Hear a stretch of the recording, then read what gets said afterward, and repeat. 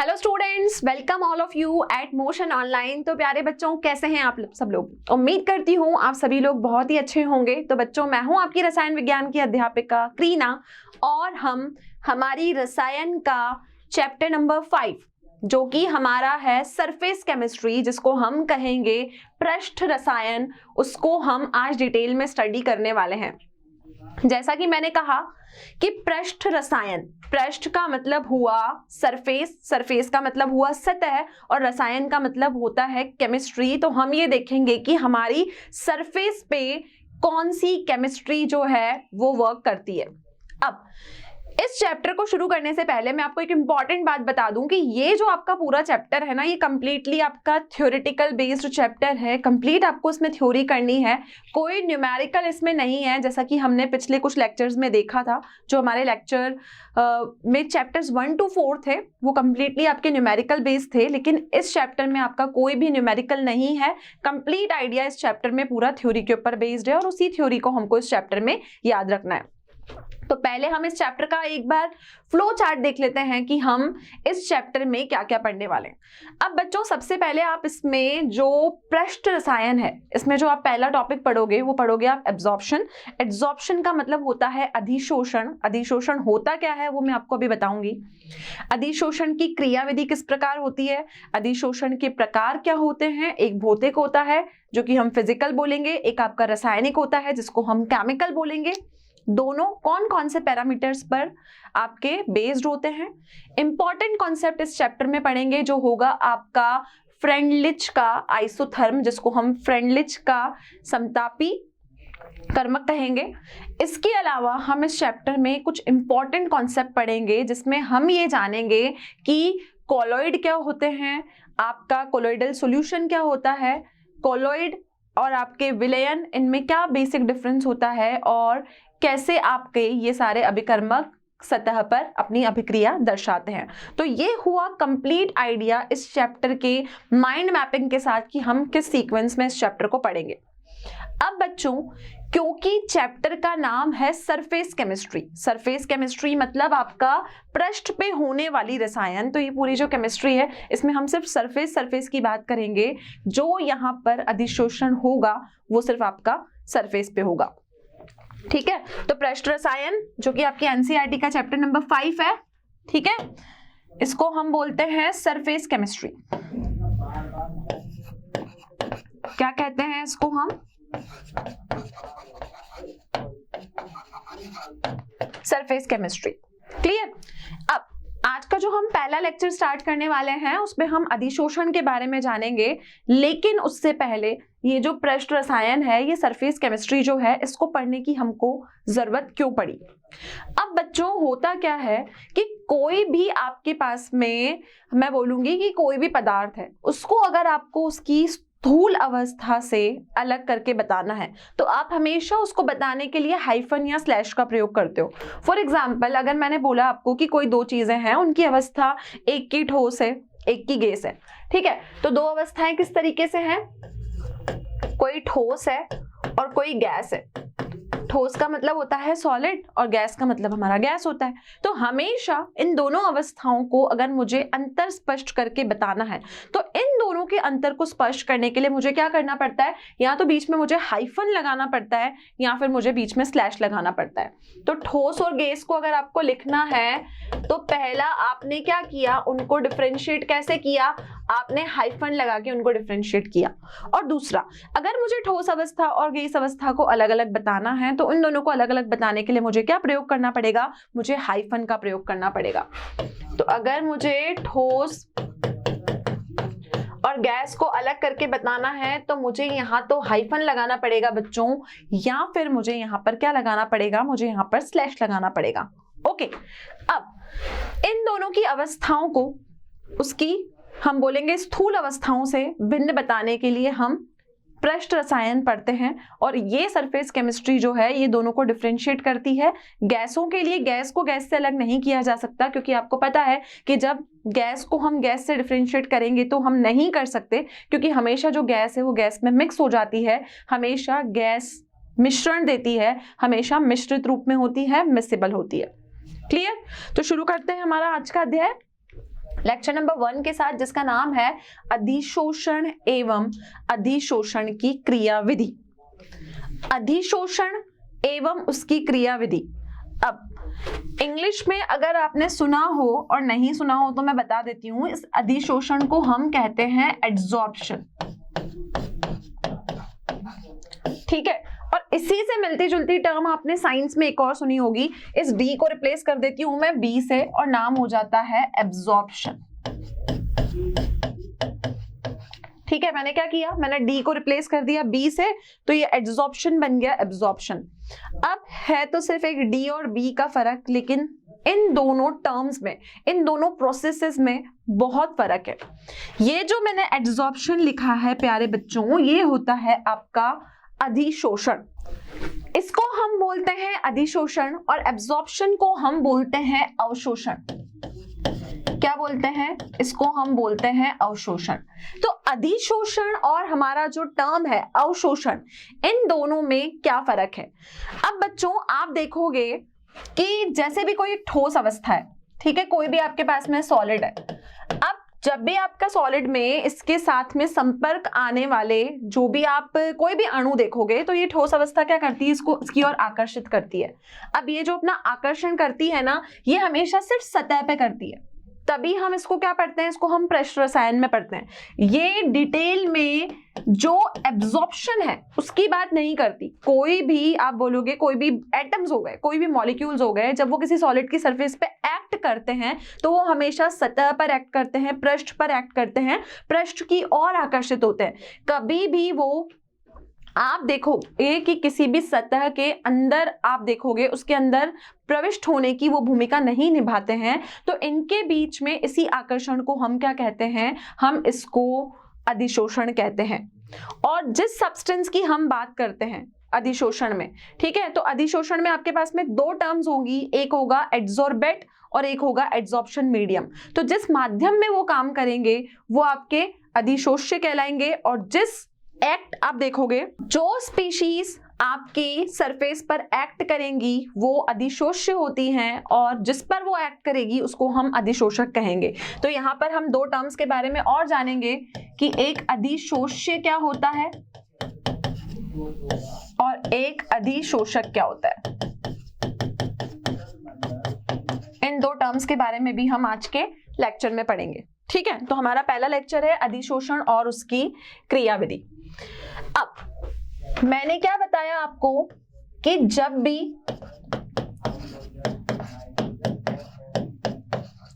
कोई अणु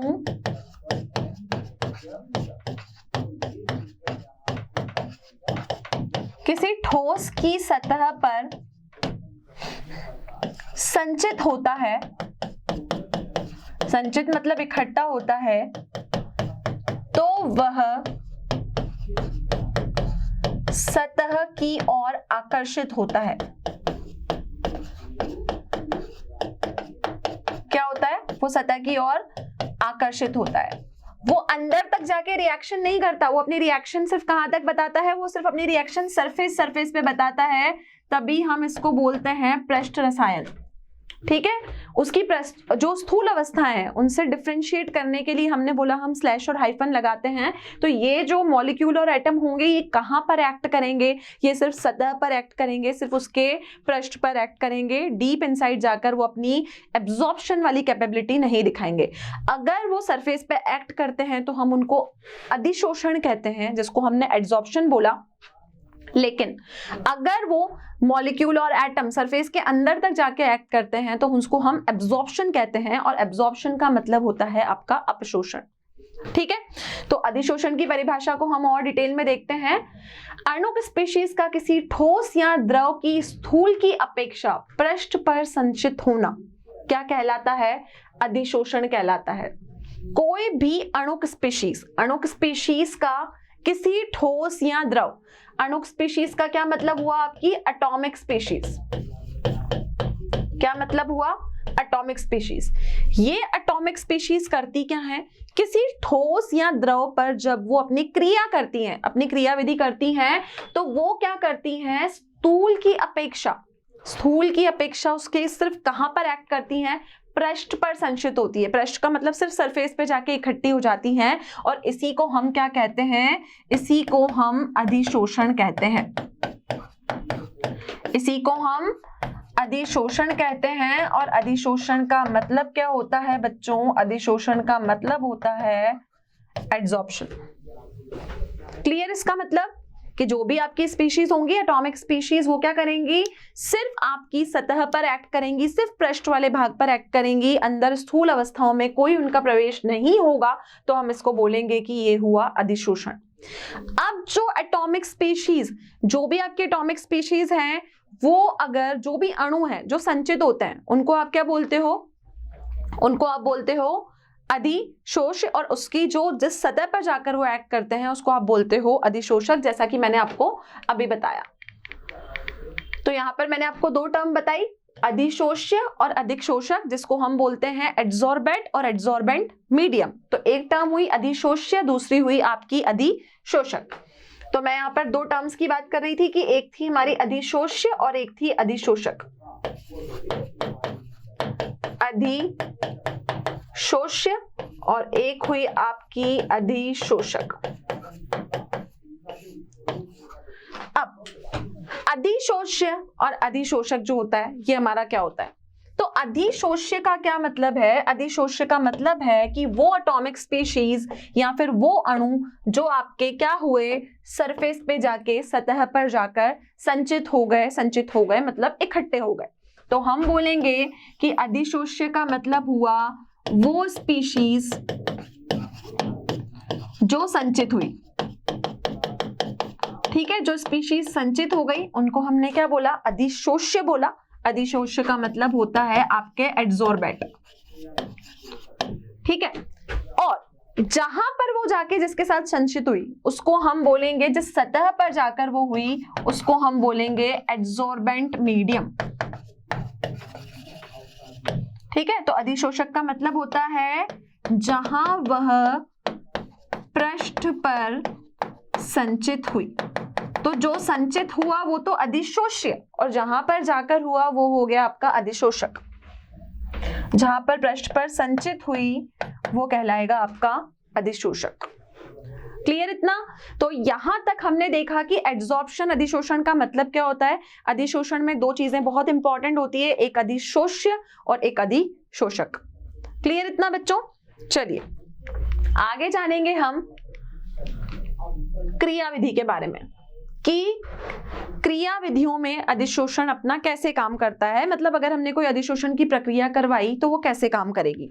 तो यहां पर आपको पहला उदाहरण क्या दिया है, देखिए, यदि चूर्णित चारकोल वाले बंद पात्र में O2, H2, CO, Cl2, NH3 या SO2 जैसी गैसें ली जाए तो ऐसा देखा जाता है कि पात्र में गैस का जो आपका दाब होता है वो घट जाता है, गैस के अणु चारकोल की सतह पर सांद्रित हो जाते हैं और गैसें सतह पर अधिशोषित हो जाती है। मैंने क्या बोला, मैं आपको सिंपल टर्म्स में समझाती हूं। आपने क्या किया, एक सरफेस ऐसी ली कि जहां पर आपने चूर्णित चारकोल लिया। ठीक है, चारकोल आपने पाउडर लिया, लेकिन वो चारकोल किस फॉर्म में है, वो आपका पाउडर की फॉर्म में है। हमने लिया है पाउडर्ड चारकोल, जिसको हमने क्या बोला, हमने बोला चूर्णित चारकोल। इस चूर्णित चारकोल को बंद पात्र में, ठीक है, आपने जो कंटेनर लेना है वो क्लोज्ड कंटेनर लेना है, एकदम बंद पात्र लेना है, उसमें आपको चूर्णित चारकोल लेना है।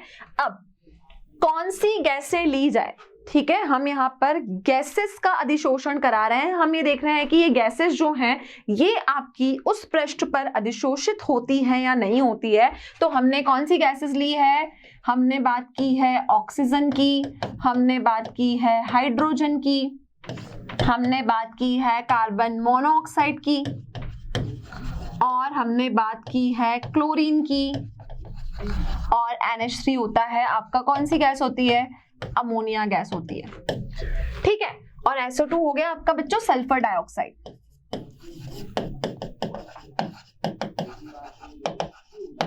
अब आपने क्या किया, एक ऐसा कंटेनर लिया जिसमें आपने पाउडर चारकोल ले लिया और इनमें से कोई भी गैसेस आपने O2 हो गई, Cl2 हो गई, अमोनिया हो गई या सल्फर डाइऑक्साइड हो गई, कोई भी गैसें आपने ले ली।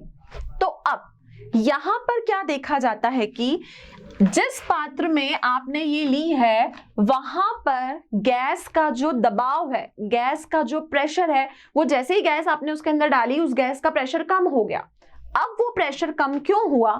क्योंकि गैस के अणु चारकोल की सतह पर सांद्रित हो जाते हैं, अर्थात गैसें सतह पर अधिशोषित हो जाती है। क्योंकि आपने जो पाउडर चारकोल लिया है, चूर्णित चारकोल लिया है, वो आपका ठोस है, सॉलिड है, द्रव है, तो मैं बोलूंगी कि जो गैस के मॉलिक्यूल आए, कोई भी गैस के मॉलिक्यूल आए, उन्होंने क्या किया, इसकी सतह पर पहले तो हुए वो सांद्रित, और सांद्रित होकर वो उस मीडियम में एब्जॉर्ब हो गए, अधिशोषित हो गए। तो ये प्रोसेस क्या हुआ? ये हुई आपकी अधिशोषण की क्रियाविधि। किसके केस में? गैस और सॉलिड के केस में। अब बच्चों यहां पर जो चीजें आपने देखा कि जो भी एटॉमिक स्पीशीज आपने ली, जो यहां पर क्या हुई, अधिशोषित हुई, जो एटॉमिक स्पीशीज अधिशोषित हुई उनको हम क्या बोलते हैं? उनको हम अधिशोष्य बोलते हैं। और जहां पर हुई, जिस मीडियम में हुई, उसको हम अधिशोषक कहते हैं। क्लियर इतना? चलिए, एक कार्बनिक रंजन जैसे मेथिलीन ब्लू के विलयन में जब जांतव चारकोल मिलाया कर विलायन को अच्छी तरह हिलाया जाता है तो एक छन्नित्र रंगीन हो जाता है, क्योंकि रंजक के अणु चारकोल की सतह पर एकत्रित होते हैं तथा अधिशोषित हो जाते हैं। अब यहां पर मैंने क्या बात बोली, ध्यान से समझिएगा। हमने लिया एक कार्बनिक रंजक। कार्बनिक रंजक का मतलब आपने क्या लिया? आपने कार्बनिक इंडिकेटर लिया जिसको आपने बोला मेथिलीन ब्लू, मिथाइलिन ब्लू भी हम इसको कहते हैं। तो आपने क्या लिया? एक कार्बनिक रंजक लिया जिसका नाम था मिथाइलिन ब्लू। अब क्या किया? इस मिथाइलिन ब्लू को आपने किसी भी जांतव चारकोल का मतलब होता है एनिमल चारकोल, ठीक है? एनिमल चारकोल को मिथाइलिन ब्लू के साथ मिलाकर आपने एक विलयन तैयार किया, एक सॉल्यूशन तैयार किया। उस सॉल्यूशन को जब आपने अच्छी तरह हिलाया तो आपने देखा कि आपको क्या प्राप्त हुआ? एक छन्नित्र रंगहीन हो जाता है, ठीक है? अब ये जो रंगहीन आपको पदार्थ प्राप्त हुआ है, ऐसा क्यों हुआ? क्योंकि जो आपने रंजक मिलाया, मिथाइलिन ब्लू जो आपने मिलाया, उसके अणु चारकोल की सतह पर पहले तो क्या हुए? संचित हुए, एकत्रित हुए। एकत्रित होने के बाद उन्होंने वहां पर सरफेस पे क्या कर लिया? अधिशोषण कर लिया। इसका मतलब मैं बोलूंगी यहाँ पे कि मिथाइलिन ब्लू का अधिशोषण हुआ किसकी सरफेस पे? एनिमल चारकोल की सरफेस पे। तो मिथाइलिन ब्लू जो हो गई वो आपकी अधिशोष्य हो गई, और जहां पर आपका संचित, और आप बोलोगे कि जहां पर एब्जॉर्प्शन हुआ उसको हम बोलेंगे अधिशोषक। क्लियर? बहुत ही सिंपल एग्जांपल है। आपने एक रासायनिक रंजक लिया, केमिकल, आपने कार्बनिक इंडिकेटर लिया जिसका नाम था मिथाइल ब्लू। मिथाइलिन ब्लू को आपने जैसे ही एनिमल चारकोल के साथ मिक्स किया, आपने देखा कि वो बिल्कुल कलरलेस हो गया। क्यों हुआ? क्योंकि मिथाइलिन ब्लू के जो मॉलिक्यूल्स थे वो चारकोल की सतह पर जाकर संचित हुए, एकत्रित हुए, और वहां पर जाकर उन्होंने क्या किया? अधिशोषण कर लिया। इसी को हम एब्जॉर्प्शन कहते हैं। तो ये आपका दूसरा एग्जाम्पल था। अपरिष्कृत शर्करा के जलीय विलयन को जब जांतव चारकोल की परतों पर से प्रभावित किया जाता है तो ये रंगहीन हो जाता है, क्योंकि रंगीन पदार्थ चारकोल द्वारा अधिशोषित कर लिए जाते हैं। ये है आपका तीसरा उदाहरण, ठीक है? अब देखो कि तीसरा उदाहरण बोल क्या रहा है। आपने ली एक शर्करा, ठीक है, अपरिष्कृत शर्करा, ठीक है? अब आपने उसको क्या किया? जलीय विलयन को आपने शक्कर को पानी में घोला और उस शुगर के सॉल्यूशन को आपने एनिमल के चारकोल वाले, जो आपने एनिमल चारकोल लिया है, उस पर डाला। अब इस चारकोल की परतों पर आपने जैसे ही इसको प्रभावित किया तो आप देखोगे कि वो रंगहीन हो जाता है। क्यों हो जाता है? क्योंकि जो आपने शर्करा का विलयन लिया है उसके जो अणु हैं वो अणु क्या हुए? उस चारकोल की सरफेस पर पहले तो संचित हुए, एकत्रित हुए। एकत्रित होने के बाद उन्होंने वहां पर एब्जॉर्प्शन कर लिया, मतलब अधिशोषण कर लिया, और वो वहां पर अधिशोषित हो गए। क्लियर? ये था तीसरा एग्जाम्पल। सिलिका जेल की उपस्थिति में वायु शुष्क हो जाती है, क्योंकि जल के अणु जेल की सतह पर अधिशोषित हो जाते हैं। Important example silica gel, important है, ठीक है। अब ये सिलिका जेल कैसे काम करती है बच्चों, अगर आपने देखा होगा, आपने सुना होगा कि कहीं की भी वायु को, ठीक है, कहीं भी वायु को अगर आपको शुष्क करना है ना, तो आप उसमें सिलिका जेल डाल दो। आपने कई बार ये भी देखा है कि कई बार हम हमारे घर में कुछ चीजें ऐसी प्रिजर्व करके रखते हैं जिसमें हम कुछ ना कुछ सिलिका टैबलेट्स डालते हैं, ठीक है। वो क्यों डालते हैं? ताकि कोई भी नमी वहां पर नहीं आए, वहां पे कोई भी मॉइस्चर ना आए, क्योंकि वहां पर मॉइस्चर होगा तो जीव जंतु वहां पर एकत्रित होंगे। तो सिलिका जेल जो होती है, ठीक है, आपने देखा है कि आप जब कोई नया कंटेनर या वाटर बॉटल खरीदते हो तो वहां पर भी आपको सिलिका जेल के पैकेट्स देखने को मिलते हैं। तो सिलिका जेल का काम क्या है? ये सिलिका जेल आपकी वायु को शुष्क कर देती है। वो क्यों करती है? क्योंकि सिलिका जेल की सतह पर जब एयर के मॉलिक्यूल्स वहां पर आते हैं तो वहां पर उनका संचय होने के साथ साथ अधिशोषण हो जाता है। हम कहते हैं कि सिलिका जेल की सरफेस ऐसी है कि उसने सारे मॉलिक्यूल्स का एब्जॉर्प्शन कर लिया, तो हम बोलेंगे कि यहाँ पर अधिशोषण की अभिक्रिया हो गई। तो सिलिका जेल की उपस्थिति में वायु शुष्क हो जाती है, क्योंकि जो भी आपके जल के अणु हैं वो क्या होते हैं, उसकी सतह पर अधिशोषित हो जाते हैं, और वो सिलिका जेल जो है आपकी, वो आपकी वायु को क्या कर देती है? शुष्क बना देती है। इतना क्लियर? तो ये था अधिशोषण की क्रिया विधियों के उदाहरण कि अधिशोषण आपका किस प्रकार से होता है, ठीक है। नेक्स्ट है अधिशोषण एवं अवशोषण में विभेद। इंपॉर्टेंट चीज, चैप्टर स्टार्ट किया था तभी बताया कि इंग्लिश के सिर्फ बी और डी का फर्क है और दोनों में क्या यहां पर डिफरेंस होगा। एक टर्म में बोल रही हूं एब्जॉर्प्शन,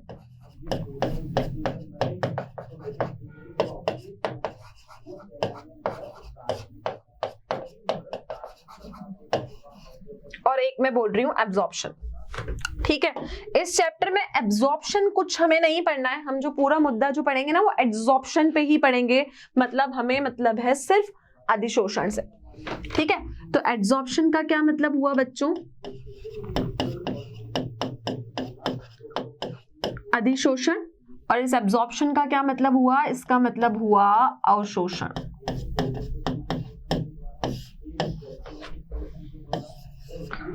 ठीक है।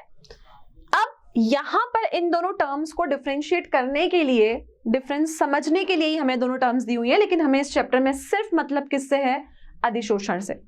दो टर्म्स हैं, एब्जॉर्ब और एड्सॉर्ब। अधिशोषण और अवशोषण दोनों में डिफरेंस समझना है बच्चों। जब अधिशोषण होता है तो ये आपकी एक सिर्फ कैसी प्रक्रिया है? ये आपकी एक सिर्फ पृष्ठ की प्रक्रिया है, सिर्फ सरफेस पे होगी। लेकिन मैं अवशोषण की बात करूं तो वो प्रक्रिया सिर्फ सतह पर नहीं होगी, वो किसी भी मीडियम के पूरे डेप्थ तक जाके होगी, इंटरनल तक जाके होगी, और उसका एब्जॉर्प्शन होगा। तो दोनों टर्म्स में इंपॉर्टेंट डिफरेंस क्या है? अधिशोषण में पदार्थ केवल पृष्ठ पर सांद्रित होते हैं।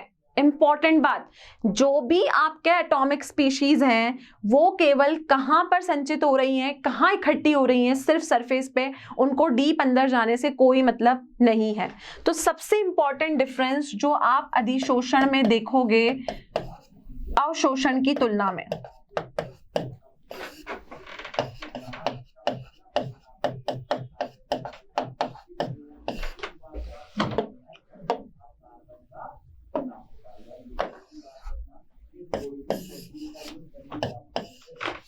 ठीक है। तो अधिशोषण में पदार्थ केवल कहां पर सांद्रित होते हैं? पृष्ठ पर सांद्रित होते हैं।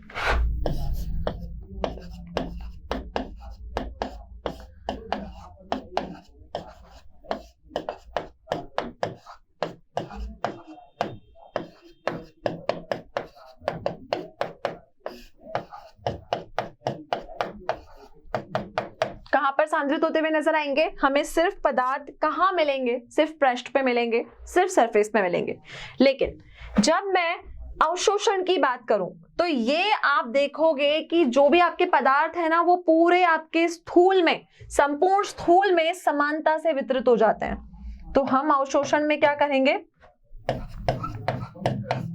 संपूर्ण स्थूल में ठोस के समान रूप से वितरित हो जाते हैं।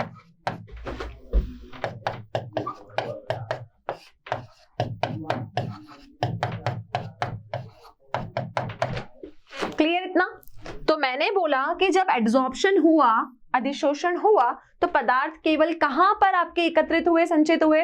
सिर्फ उसकी सतह पर, क्योंकि ये जो अभिक्रिया होती है ये आपकी पृष्ठ रसायन होती है।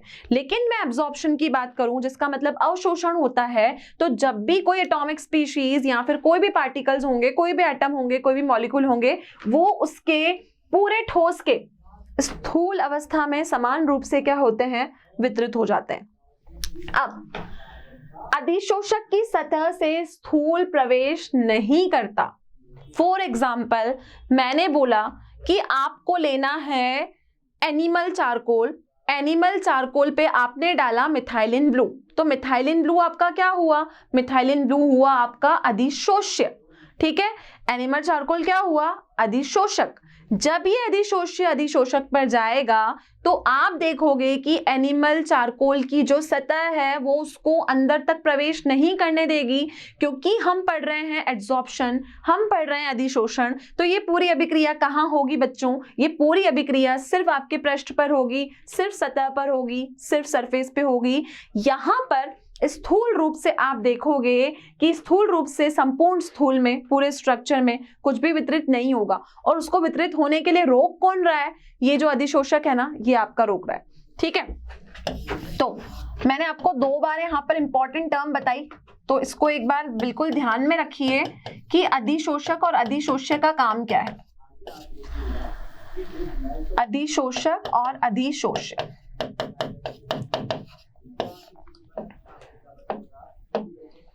ये जो अधिशोषक है और ये अधिशोष्य है, ठीक है। ये शोषक कौन है? ये आपका शोषक है एनिमल चारकोल।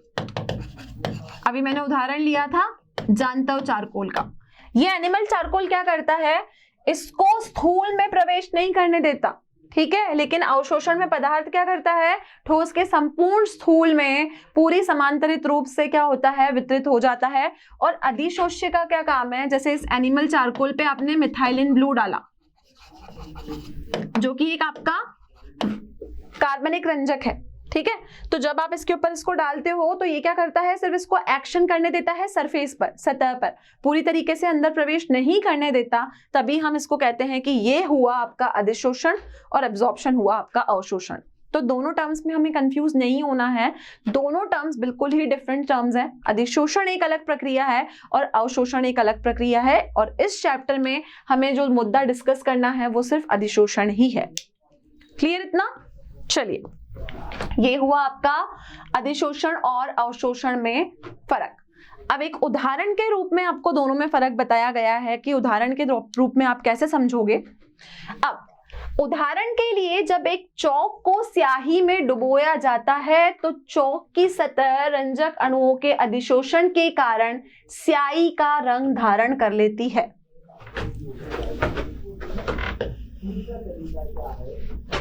एक बेसिक एग्जांपल आपको दिया गया है, ठीक है। बेसिक एग्जांपल क्या है?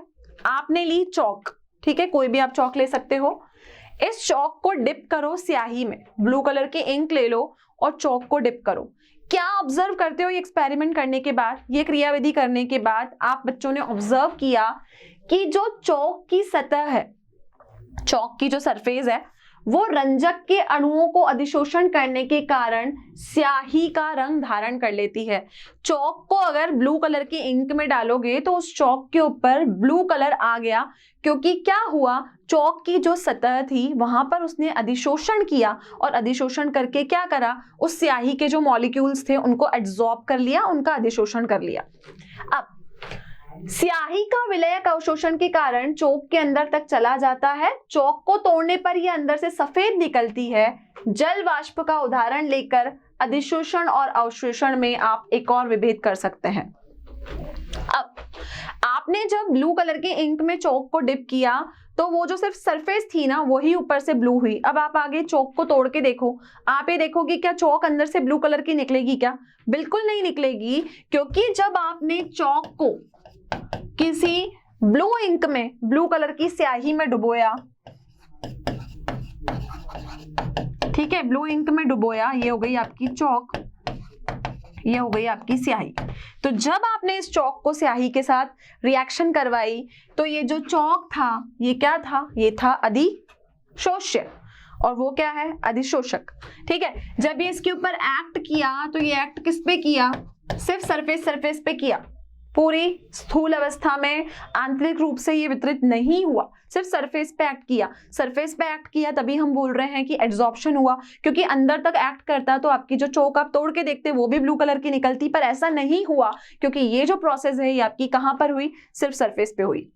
क्लियर। अब यहां पर आपको जल वाष्प का, ठीक है, जल वाष्प का उदाहरण देकर आपको अधिशोषण और अवशोषण में एक और भिन्न रूप से यहां पर डिफरेंस बताया गया है। जल वाष्प शुष्क कैल्शियम क्लोराइड के द्वारा अवशोषित होती है, जबकि सिलिका जेल द्वारा अधिशोषित होती है। अब जल वाष्प का मतलब क्या है, जल वाष्प का मतलब होता है आपकी वाटर वेपर। क्या होता है, वाटर वेपर। अब बच्चों ये जो आपकी वाटर वेपर है, अगर आपको इसको अवशोषित करवाना है, अवशोषित मतलब अगर आपको इसका एब्जॉर्प्शन करवाना है, तो एब्जॉर्प्शन करवाने के लिए इसमें क्या डालो, CaCl2, कैल्शियम क्लोराइड। क्योंकि जब आप इस जल वाष्प में कैल्शियम क्लोराइड डालते हो तो वो पूरा स्थूल अवस्था में उसके आंतरिक रूप से समांतरित विस्तृत होती है, और आप देखते हो कि यहां पर जो है आपका एब्जॉर्प्शन जो है, अवशोषण जो है, उसका फेनोमेना आपका वर्क करता है। लेकिन अगर मैंने इस जल वाष्प को, इसी वाटर वेपर को इस कैल्शियम क्लोराइड की जगह अगर मैंने इसको सिलिका जेल में डाला, तो ये जो सिलिका जेल है ना बच्चों, ये आपका क्या वर्क करती है, ये एड्सॉर्प्शन का काम करती है, ये आपका अधिशोषण का काम करती है। क्योंकि यहाँ पर जो ये सिलिका जेल है ये वाटर वेपर को एब्जॉर्ब कर लेगी, और जो भी एनवायरनमेंट को आपको मॉइस्चर फ्री बनाना है वहां पर ये सिलिका जेल काम करेगी। तो आप ये देखोगे कि अधिशोषण में अधिशोष्य की सांद्रिकता केवल अधिशोषक के पृष्ठ पर बढ़ती है।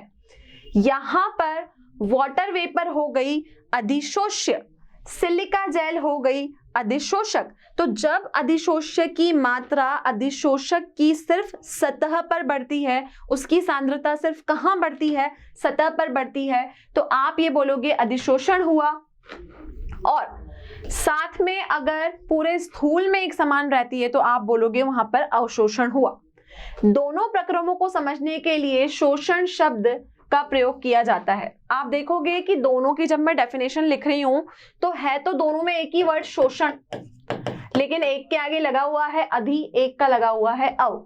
तो अधि का मतलब सिर्फ कहां पर एक्ट करे, जो आपके अधिशोष्य हैं वो अधिशोषक की सांद्रता केवल उसकी सरफेस पे बढ़ाए, ठीक है। लेकिन ये क्या करे, अवशोषण में जो आप देखोगे जो भी मॉलिक्यूल वहां पर एक्ट कर रहे हैं वो कहाँ एक्ट कर रहे हैं, संपूर्ण स्थूल में एक समान रहते हैं, वो उसके पूरे इंटरनल स्ट्रक्चर तक एक्ट करते हैं, तो उसको हम अवशोषण कहते हैं। तो अगर आपको अधिशोषण और अवशोषण में डिफरेंस को समझाना है तो आप बोलोगे कि अगर हमने जल वाष्प को सिलिका जेल के साथ हमने प्रोसेस करवाई तो ये अधिशोषण होगा, लेकिन अगर हमने उसकी अभिक्रिया कैल्शियम क्लोराइड के साथ करवाई, CaCl2 के साथ करवाई, तो वो अवशोषण होगा, क्योंकि वो पूरे स्थूल में क्या करेगी, एक समान वितरित हो जाएगी। तो adsorption is a surface phenomena, सिर्फ सरफेस पे होगा, लेकिन absorption is a bulk phenomena, वो पूरा कोई भी चीज होगी उसके बल्क तक एक्ट करेगा, पूरे स्थूल में वो समान रूप से वितरित होगा। तो क्लियर है एड्सॉर्प्शन और एब्जॉर्प्शन में फर्क। तो ये था हमारा एड्सॉर्प्शन, जो कि अधिशोषण और अवशोषण है उनमें फर्क। अब मैंने बोला आपको कि यहाँ पर बहुत सारे एग्जाम्पल्स तो मैंने आपको बताए, लेकिन अभी हमको ये समझना जरूरी है कि अधिशोषण जो है उसकी जो क्रिया विधि है वो हम कैसे करेंगे। तो अब हम जानते हैं अधिशोषण की क्रिया विधि के बारे में। तो बच्चों अब हम शुरू करेंगे अधिशोषण की क्रिया विधि। इसका मतलब हुआ मैकेनिज्म ऑफ एड्सॉर्प्शन। हम ये देखेंगे कि हमारा जो एड्सॉर्प्शन है वो अपना काम कैसे करता है। तो देखिए कि जो हमारा एड्सॉर्प्शन है उसकी अगर मैं मैकेनिज्म की बात करूं, मैं उसकी क्रिया विधि की बात करूं, यहां हम समझेंगे कि ये अपना वर्क कैसे कर रहा है।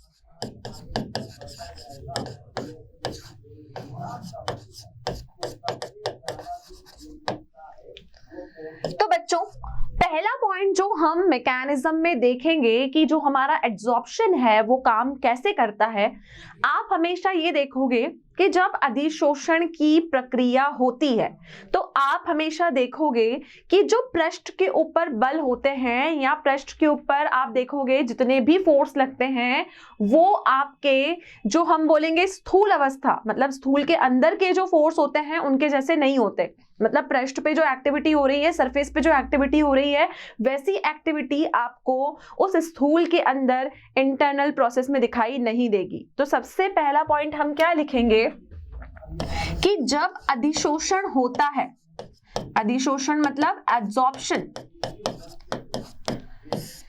जब अधिशोषण माने हुआ एब्जॉर्प्शन होता है तो पृष्ठ की सतह पर बल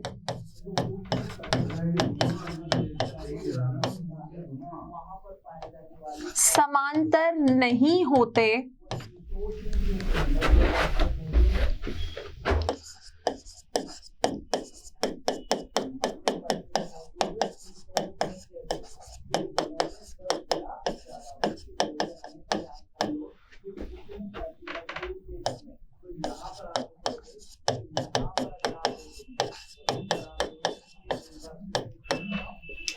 लिखा मैंने बोला कि जब एड्सॉर्प्शन होता है, एड्सॉर्प्शन हम सरफेस की बात कर रहे हैं, हम सरफेस केमिस्ट्री पढ़ रहे हैं, तो सतह के ऊपर, पृष्ठ के ऊपर जब अधिशोषण होता है तो उसके ऊपर अलग फोर्स एक्ट करते हैं, अलग अलग तरीके के बल उसके ऊपर वहां पर अणुओं के ऊपर लगते हैं एज कंपेयर टू जो आप देखोगे एब्जॉर्प्शन के केस में लगते हैं उसके स्थूल के अंदर लगते हैं। ठीक है, तो मैं क्या बोलूंगी यहाँ पर कि जो पृष्ठ के ऊपर बल लग रहे हैं, पृष्ठ के ऊपर बच्चों जो बल लग रहे हैं, तो पृष्ठ के ऊपर जो बल लग रहे हैं ना वो सारे बल कैसे हैं, असमांतर। लेकिन अगर मैं स्थूल के अंदर की बात करूंगी तो स्थूल के अंदर आप देखोगे कि जितने भी बल यहां लगेंगे तो स्थूल के अंदर लगने वाले बल जितने भी आपके होंगे वो सब कैसे होंगे, वो सब होंगे आपके समांतर। तो एक यहाँ पर बल हुए आपके असमांतर और एक हुए समांतर। समांतर का मतलब जो सब फोर्सेस होंगे उनका मैग्नीट्यूड जो होगा वहां पर वो सेम होगा, असमांतर मतलब सब अलग अलग तरीके के फोर्स वहां पर लगेंगे। ये हुआ पहला पॉइंट अधिशोषण की क्रियाविधि को समझने का। तीसरा पॉइंट मैं आपको यहाँ पर समझा रही हूं। तीसरा पॉइंट ये है बच्चों कि आप ये देखोगे कि जब भी अधिशोषण होता है, अगर आप एक निश्चित तापमान और दाब पर किसी भी चीज का द्रव्यमान बढ़ाओगे और द्रव्यमान बढ़ाने के साथ साथ अगर हम देखेंगे क्षेत्रफल भी बढ़ रहा है, तो जो अधिशोषण की प्रक्रिया है वो भी अपना रूप बढ़ाती जाती है। इसका मतलब ये हुआ कि एक फिक्स्ड टेम्परेचर और प्रेशर पर आप देखोगे कि जो भी चीजों का एड्सॉर्प्शन सरफेस पर हो रहा है, अगर उसका मॉलिक्यूलर वेट या फिर मैं बात करूं कि अगर उसका एरिया ज्यादा है तो जितना ज्यादा एरिया होगा एड्सॉर्प्शन आपका उतना ज्यादा होगा। तो यहां पर क्रियाविधि में हमारा दूसरा पॉइंट है एक निश्चित ताप व दाब पर, ताप हो गया आपका टेम्परेचर, दाब हो गया आपका एटमॉस्फेरिक प्रेशर। अगर द्रव्यमान एवं क्षेत्रफल बढ़ता है, तो द्रव्यमान और क्षेत्रफल बढ़ा तो हम बोलेंगे कि अधिशोषण का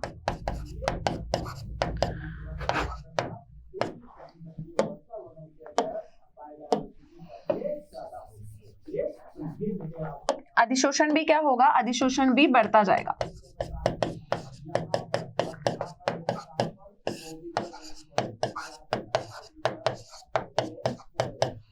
अधिशोषण भी क्या करेगा, अधिशोषण भी आपका बढ़ेगा।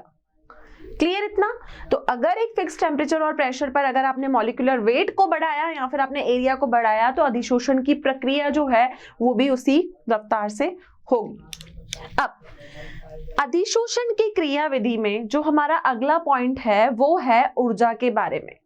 अब आप देखोगे कि अधिशोषण की जितनी भी प्रक्रिया होती है, फॉर एग्जाम्पल अगर मैं गैसेस का अधिशोषण करवाती हूँ किसी द्रव के ऊपर, तो आप देखोगे कि ये जितनी भी रिएक्शंस होती है ये सारी होती है आपकी ऊष्माक्षेपी, ऊष्मपेशी रिएक्शंस होती है। सारी रिएक्शंस आपकी एक्सोथर्मिक रिएक्शंस यहाँ पर होती है। तो दूसरा हमारा पॉइंट जो बात करेगा वो ऊष्मा के बारे में बात करेगा कि अधिशोषण अगर हमने करवाया तो ऊष्मा किस रूप से यहाँ पर होगी। तो बच्चों अधिशोषण जब भी होता है तो आप देखोगे कि जो सरफेस है उसके ऊपर आपके जो भी उपविष्ट बल होते हैं वो वहां पर प्रक्रिया करते हैं। अगर मैं सरफेस के ऊपर बात करूं तो सरफेस के ऊपर डिफरेंट टाइप के फोर्सेस होते हैं, अलग अलग फोर्सेस होते हैं। कई बार हम देखते हैं कि वहां पे वेंडरवॉल्स फोर्स भी देखे जाते हैं। लेकिन अगर मैं स्थूल के अंदर की बात करूं तो स्थूल के अंदर के जितने भी बल हैं वो पूर्ण रूप से समांतर हैं। तो प्रविष्ट बलों के कारण आप देखोगे कि ये जो अधिशोषण की प्रक्रिया है यहां पर क्या होता है, ये होती है ऊष्माक्षेपी। कैसे रिएक्शन होती है ये? ऊष्माक्षेपी। अब ये रिएक्शन होने के कारण इसका जो डेल्टा H है वो कैसा होता है? वो होता है ऋणात्मक।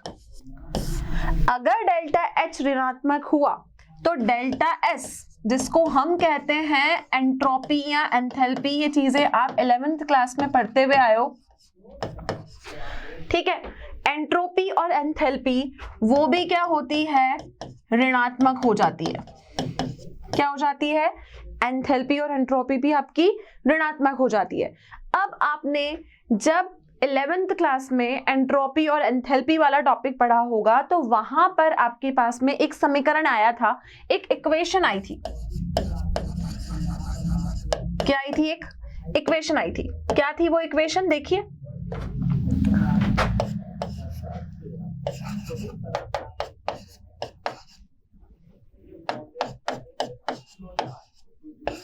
Delta G equal to delta H minus T delta S। ये इक्वेशन आपने 11th क्लास में पढ़ी थी। तो बच्चों जैसे जैसे आपका डेल्टा H और डेल्टा S ये दोनों अगर आपके ऋणात्मक होते हैं, कैसे होते हैं? ऋणात्मक होते हैं, तो इनके ऋणात्मक होने के साथ ये जो आपका टी डेल्टा S है ना बच्चों, ये आपका धनात्मक होता जाता है, ठीक है। तभी जो है वो एड्सॉर्प्शन की प्रक्रिया होगी। मैंने बोला कि जब अधिशोषण की अभिक्रिया होती है किसी भी सरफेस पे तो वो किस तरीके की रिएक्शन होती है? वो ऊष्मक्षेपी अभिक्रिया होती है, एक्सोथर्मिक है। इसकी वजह से जो डेल्टा H है आपका वो क्या हुआ? डेल्टा H आपका ऋणात्मक हुआ। डेल्टा H के ऋणात्मक होने से डेल्टा S भी ऋणात्मक होता है, लेकिन हमारा ये जो टी डेल्टा S है ये क्या बन जाता है? ये धनात्मक बन जाता है जब भी अधिशोषण की अभिक्रिया होती है। इसके बाद यहाँ पर तो बच्चों हमने यहाँ देखा कि ये ऊष्मक्षेपी अभिक्रिया है तो आपका जो डेल्टा H होगा वो हमेशा ऋणात्मक होगा।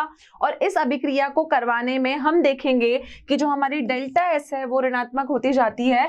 तो हम ये कहते हैं कि हमारी जो एंट्रोपी होगी या फिर हमारी एंथैल्पी होगी वो क्या होती है? वो आपकी घटती जाती है, ठीक है। अगर वो घटती जाती है तो आपको इसको ऊष्मा उपजेयी बनाना पड़ेगा। उपजेयी बनाने का मतलब आपको उसको हीट देनी पड़ेगी ताकि जो गैसेस का एब्जॉर्प्शन है वो सरफेस पे क्या हो सके।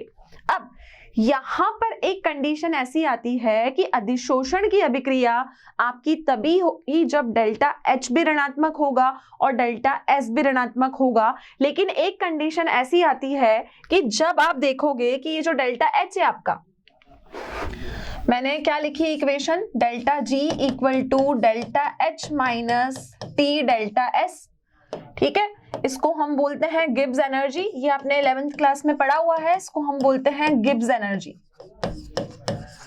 ठीक है। तो एक कंडीशन कैसी आती है कि हम बोलते हैं कि जो डेल्टा H है वो कैसा है? वो ऋणात्मक है। और हमने बोला कि टी डेल्टा S कैसा है? टी डेल्टा S आपका धनात्मक है।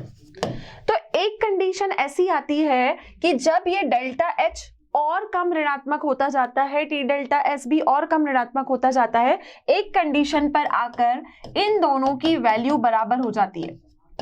ये दोनों क्या होता है? बराबर हो जाते हैं। अब आप सोचो कि अगर ये भी ऋणात्मक होता जाएगा, ये भी ऋणात्मक होता जाएगा, तो एक कंडीशन ऐसी आएगी कि जब एक कंडीशन पर इन दोनों की वैल्यू क्या हो जाएगी, इन दोनों की वैल्यू आपकी बराबर हो जाएगी। तो बच्चों जैसे ही इन दोनों की वैल्यू बराबर हो गई ना, तो आप क्या बोलोगे कि डेल्टा जी जो है उसकी इक्वेशन है delta H minus T delta S. ठीक है, तो जब ये दोनों बराबर हो गए तो हमारी गिब्स एनर्जी कितनी हो गई, गिब्स एनर्जी हमारी 0 हो गई। तो इस कंडीशन को हम कहते हैं कि ये जो अधिशोषण की अवस्था आई, इस अवस्था को हम कहते हैं कि ये हो गया आपका साम्य तुल्य। क्या बोलते हैं इसको, इस कंडीशन को हम कहते हैं साम्य तुल्य। तो यहां पर मैंने आपको क्या बताया कि अधिशोषण जो है वो आपका किस तरीके से अभिक्रिया करेगा कि हमेशा सरफेस के ऊपर जो फोर्स एक्ट करेंगे वो डिफरेंट डिफरेंट तरीके के होंगे और स्थूल के अंदर जो फोर्स एक्ट करेंगे वो डिफरेंट डिफरेंट तरीके के होंगे। तो आप देखोगे क्योंकि वो दोनों फोर्सेस अलग अलग हैं, तो अधिशोषण की अभिक्रिया जो होगी वो बहुत सारे फैक्टर्स पर डिपेंड करेगी। एरिया बढ़ाओगे तो अधिशोषण बढ़ेगा, द्रव्यमान बढ़ाओगे तो अधिशोषण बढ़ेगा, लेकिन कंडीशन क्या होनी चाहिए कि ताप और दाब जो है वो एक फिक्स वैल्यू होनी चाहिए। फिर हमने देखा कि ये हमारे पास में एक इक्वेशन है, हमने बोला कि अधिशोषण की अभिक्रिया, जैसे हमने गैसेस का अधिशोषण किसी सॉलिड पे करवाया तो ये अभिक्रिया हमेशा कैसी होगी, ये आपकी ऊष्मक्षेपी अभिक्रिया होगी। ऊष्मक्षेपी अभिक्रियाओं में डेल्टा एच ऋणात्मक होता है। ठीक है, ऋणात्मक होने की वजह से आप देखोगे कि एंट्रोपी और एंथैल्पी सिस्टम की कम होती जाती है, जिसको बढ़ाने के लिए हमको क्या चाहिए होता है कि सरफेस पे मूवमेंट चाहिए होता है मॉलिक्यूल्स का। एक कंडीशन ऐसी आती है जब ये भी ऋणात्मक होता जाता है, ये भी ऋणात्मक होता जाता है और दोनों की वैल्यू एक पॉइंट पे बराबर हो जाती है और उस पॉइंट को हम कहते हैं साम्य तुल्य। क्लियर? तो ये था आपका अधिशोषण का मैकेनिज्म या फिर हम उसकी अभिक्रिया या क्रियाविधि की बात की हमने। तो आज का जो हमारा फर्स्ट लेक्चर था बच्चों सरफेस केमिस्ट्री का, पृष्ठ रसायन का, उसमें बेसिकली हमने अधिशोषण और अवशोषण का डिफरेंस देखा। आपने ये देखा कि अधिशोषण जो है वो अपनी क्रियाविधि कैसे करता है और हमने देखा कि अधिशोषण जो है वो हमारे दैनिक जीवन में कौन कौन से उदाहरणों से संबंधित है। तो आई होप कि सभी बच्चों को आज का लेक्चर क्लियर है। तो नेक्स्ट लेक्चर में हम फिर मिलेंगे और चर्चा करेंगे अधिशोषण के बारे में और पृष्ठ रसायन में कुछ और नए टॉपिक्स की। तो हमारे साथ कनेक्टेड रहिए। Thank you so much, have a great day. और इस चैप्टर से और टॉपिक से रिलेटेड अगर आपको कोई भी क्वेश्चंस डीपीपी की रिक्वायरमेंट है तो आप डाउनलोड कर सकते हैं हमारा motion learning app. Thank you so much. आशा करता हूं हमारे टॉप एजुकेटर का यह लेक्चर आपको पसंद आया होगा। अगर पसंद आया है तो वीडियो को लाइक करिए, चैनल को सब्सक्राइब करिए और शेयर भी करिए, क्योंकि ज्ञान बांटने से बढ़ता है और सही बताऊं तो पुण्य भी मिलता है। मुझे सुनने के लिए बहुत बहुत धन्यवाद। Thank you.